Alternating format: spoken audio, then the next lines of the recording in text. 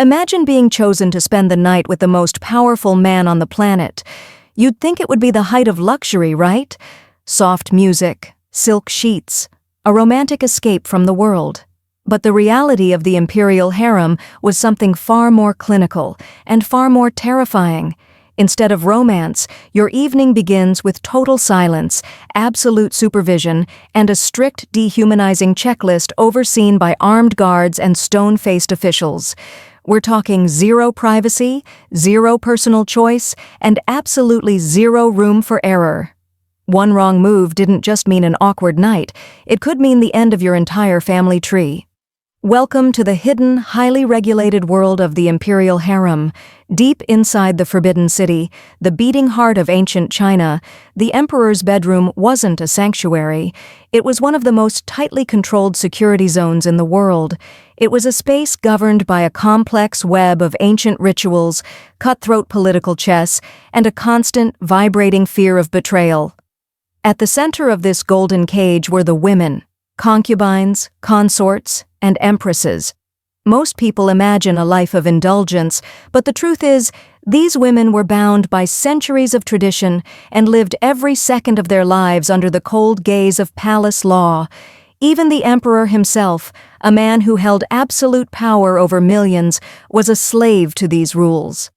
From the moment the sun went down, his most intimate moments weren't his own. They were managed by a massive administrative machine of senior eunuchs and court officials who saw love as nothing more than a political transaction.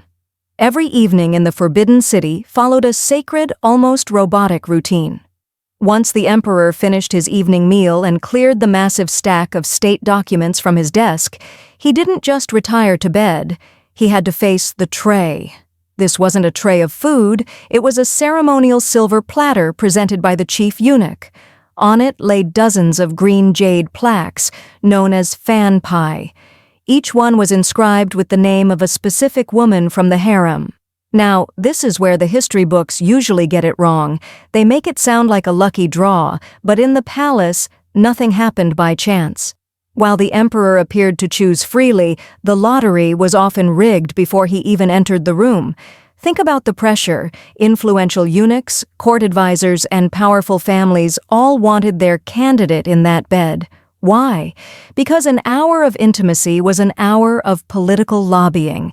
If a concubine could whisper the right name or the right suggestion into the emperor's ear, she could change the fate of an entire province. To make sure their favorites were picked, eunuchs would strategically place certain jade plaques in the center of the tray or under the brightest light. They might even, accidentally, leave out the names of rivals. It was a subtle psychological manipulation of the most powerful man in the empire. When the emperor finally reached out and flipped a plaque over, it wasn't just a romantic selection. It was a signal that set a massive mechanical series of events into motion. For the woman whose name was on that stone, her life was about to be scrutinized down to the very last detail. Being carried to the emperor's bed might sound like the ultimate luxury, but in reality, it was the final stage of a total security lockdown. Once wrapped in her silk blanket, the concubine was placed onto a specialized stretcher. She wasn't carried by hand-picked servants or romantic lead characters. She was hoisted up by a team of elite eunuchs. These men were the only ones trusted to handle the delivery because their loyalty belonged strictly to the throne, not to any woman. There was a chillingly practical reason for this no feet on the ground rule. If she didn't walk, she couldn't hide a weapon in her shoes. If she was wrapped in a blanket on a stretcher, she couldn't move her arms freely or unpredictably. She was, for all intents and purposes, a prisoner of protocol. The journey through the dark, silent corridors of the Forbidden City was done in total hush. No music, no fanfare, just the rhythmic footsteps of the eunuchs. When she finally arrived at the imperial bed, the rules of engagement were even stricter. She was laid at the foot of the bed and had to crawl upward, symbolizing her lower status. And here's the kicker. She was forbidden from speaking first. Silence wasn't just polite, it was a legal requirement. Unless the emperor asked her a direct question, the room remained as quiet as a tomb. But the most stressful part? The clock. Every single second of this interaction was timed. Outside the heavy doors, the chief eunuch stood with a metaphorical stopwatch. These sessions typically lasted exactly 1 hour. When the time was up, the eunuch would call out softly from the hallway. If the emperor didn't respond, the eunuch would call out again, louder.